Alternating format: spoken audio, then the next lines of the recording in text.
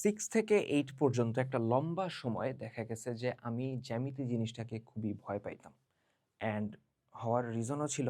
কারণ জ্যামিতি আমাকে কেউ ওইভাবে পড়ায় নাই। 6 থেকে 8 পর্যন্ত যে টাইমটা চলছে, ওই টাইমে কেউ আমাকে ওইভাবে জ্যামিতি পড়ায় নাই। কেউ বলে নাই যে জ্যামিতি কিভাবে পড়তে হয়। আমার স্কুলের যে গতানুগতিক টিচাররা ছিল তারা আমাকে জ্যামিতি জাস্ট গিলায়ে গেছে। জাস্ট মুখস্থ করাইছে, বলছে মুখস্থ করতে হবে, মুখস্থ করো। অ্যান্ড মুখস্থ করে আমি পরীক্ষায় কোনোমতে পার করে দিয়ে আসতে পারছি। ঠিক আছে? কিন্তু দেখা গেছে যে আমি জ্যামিতি জিনিসটা অ্যাকচুয়ালি ফিলই করতে পারিনি বা আমি বুঝতেই পারিনি। বুঝে পড়লে আমার জিনিসটা যত ইজি হইতো, আবারও ভাই আসছেন ক্লিশে কথা বলতেছেন বুঝে পড়লে। I know. বাট বুঝে পড়লে জ্যামিতি জিনিসটা যত ইজি হইতো, মুখস্থ করার কারণে জ্যামিতি জিনিসটা আমার কাছে অনেকটা ভয়ের মতো চলে আসছিল আরকি। সম্পাদ্য পড়তাম, আঁকা তো প্যারা ছিল না। কিন্তু যখনই আমি জ্যামিতি উপপাদ্যের পোরশনটা পড়তে যেতাম অনীহা কাজ করত, পড়তাম না। ঠিক আছে? তো এই জিনিসটার কাইন্ড অফ চেঞ্জ রেভেলেশনটা ঘটাইছিল হলো ক্লাস 8 এ। আ 8 এ আমাদের স্কুলে একজন নতুন ম্যাথ টিচার আসছিল, মানসুর রহমান স্যার। ঠিক আছে? To this day I am still grateful to him যে উনি আমার ম্যাথের বেসিকটা অসম্ভব ভালো করে দিয়ে গেছেন। অ্যান্ড 9-10 এ উনি আমাদের স্কুলে ছিলেন আরকি। ঠিক আছে? আমি ইন্টারমিডিয়েটেও কিছুটা সময় ২-১ মাস উনার কাছে পড়ছিলাম। দেন উনি শিফট করে নরসিংদী চলে গেছেন। তো উনি অ্যাকচুয়ালি আমাদের এসে ১ম বার অ্যাকচুয়ালি বুঝাইছে। কারণ আমাদের সময় তো ওই টাইমে মানে অনলাইন এই লেভেলে ছিল না।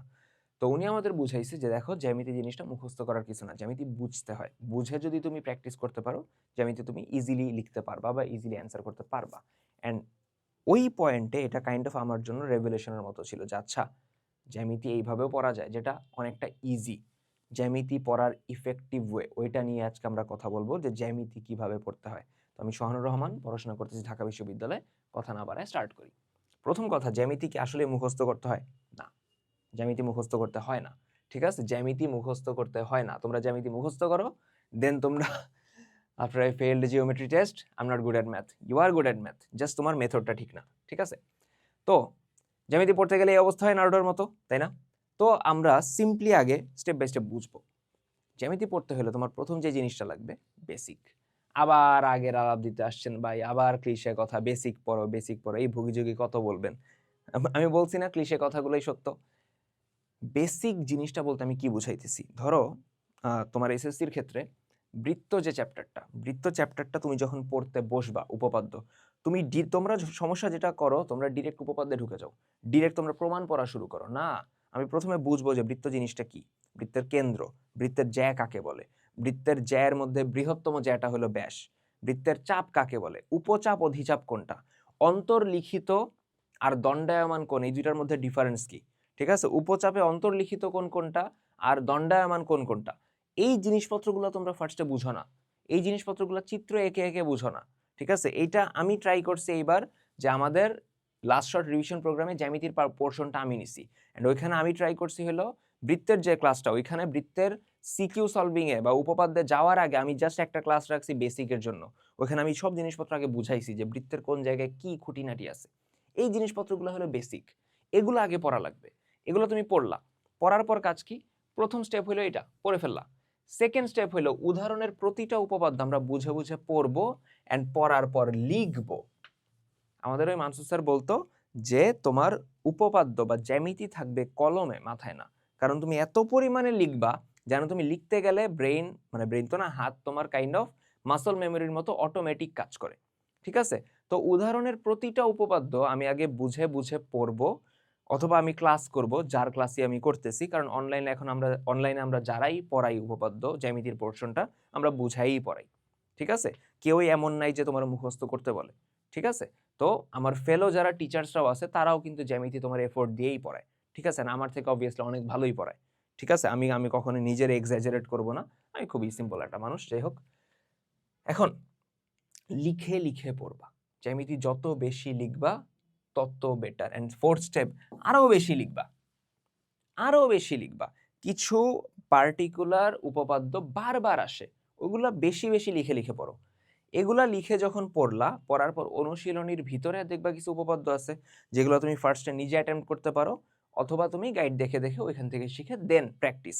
বাট তোমার লিখা লাগবে, অনেক বেশি লিখা লাগবে। অ্যান্ড এইখানে একটা গেম চেঞ্জার কথা আছে ৫ নাম্বার পয়েন্ট যেটা, উপপাদ্যের মূল থিমগুলো মুখস্থ রাখবা। মানে কি ভাই? দেখো, তোমার যখন উপপাদ্যে বলতেছে প্রমাণ করো যে বৃত্তের কেন্দ্র হতে সমদূরবর্তী জ্যা পরস্পর সমান, মানে কেন্দ্র থেকে সমান দূরে আছে এমন দুইটা জ্যা পরস্পর সমান, এটা তোমার বললে তুমি প্রুফ করতে পারতেছো। বাট এটা কাইন্ড অফ তোমার কমন নলেজের মতো মাথায় থাকা উচিত না, যে কেন্দ্র থেকে সমদূরবর্তী জ্যা সমান হবে, অথবা কেন্দ্র থেকে জ্যার উপর লম্ব আঁকলে সেটা জ্যাকে সমদ্বিখণ্ডিত করবে, অথবা অর্ধবৃত্তস্থ কোণ এক সমকোণ, অথবা একই চাপের উপর দণ্ডায়মান কেন্দ্রস্থ কোণ বৃত্তস্থ কোণের দ্বিগুণ। এগুলো তো আমার জাস্ট মনে রাখার কথা ইনফরমেশন আকারে। এই জিনিসগুলো যখন মনে রাখবা তখন তুমি হেল্প পাবা এমসিকিউতে। এমসিকিউ দেখবা যে একদম চুটকি মেরে শেষ হয়ে গেছে। বুঝা গেছে কথা? তো এই পয়েন্টগুলা তুমি যদি ধরতে পারো দেখবা যে জ্যামিতি অত ইজি লাগতেছে না। জ্যামিতি এই নারুটোর মতো অবস্থা হবে না।